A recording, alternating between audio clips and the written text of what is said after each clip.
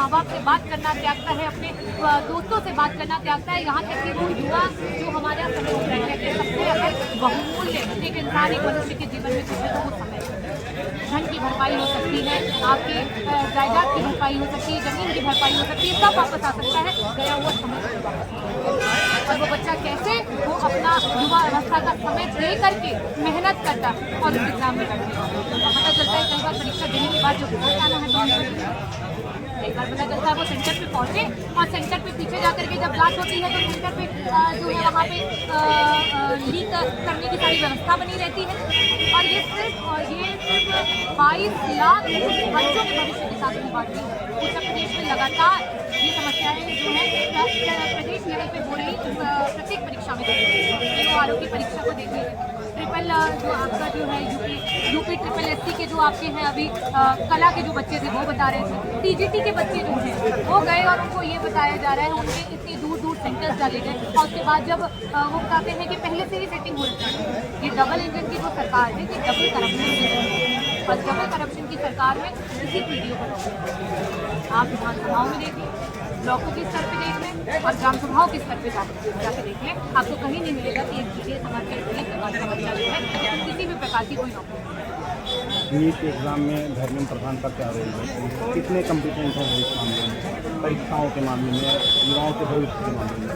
देखिए 2014 में जिस समय सेंट्रल की सरकार भारतीय जनता पार्टी को, उस समय बड़े बड़े मंचों से देश के प्रधानमंत्री ने ये कहा कि पेपर लीक हो रहे हैं, ये सरकार जो है वो बच्चों के भविष्य के साथ खिलवाड़ कर रही है। और भारतीय जनता पार्टी की सरकार बनने के बाद, उत्तर प्रदेश में सरकार आने के बाद लगातार ये चौथी बार है जो नीट का सिर्फ पेपर जो है, जो कि पूरे आपके देश के स्तर पे वो एग्जाम होता है, उसका पेपर है।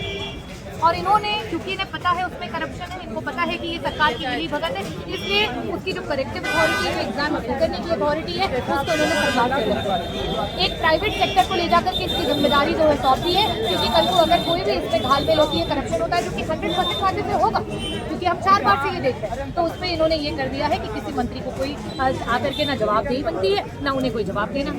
और इसमें आज मुझे लगता है कि एक युवाओं को, क्योंकि कोर्ट के परिसर के अंदर कॉकरोच शब्द जो है उससे नवाजा गया है सरकार, ये भी इतिहास याद रखेगा। और हमारे संविधान की ताकत है कि युवा एकजुट होकर के जंतर मंतर पर जा रहा है प्रोटेस्ट।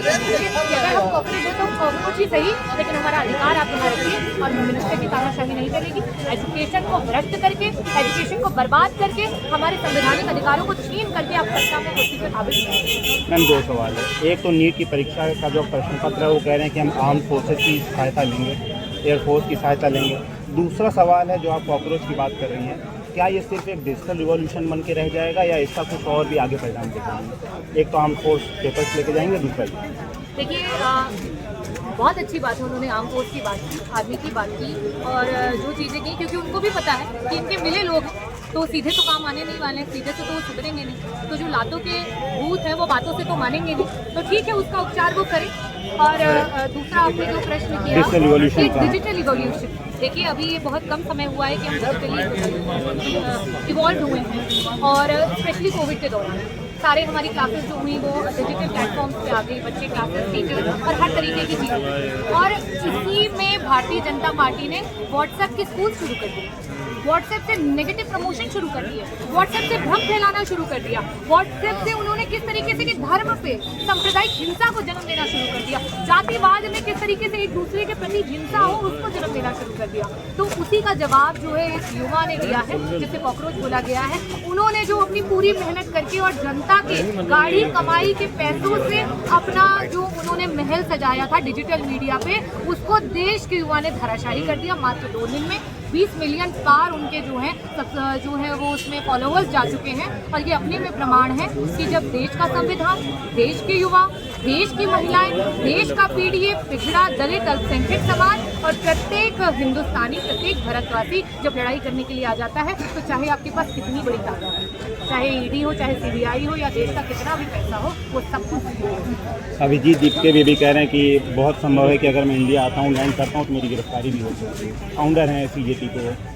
देखिए अगर उनकी गिरफ्तारी हो तो शायद जो भारतीय जनता पार्टी बोलेगी उसको काटना भी पड़ेगा। Thank you ma'am.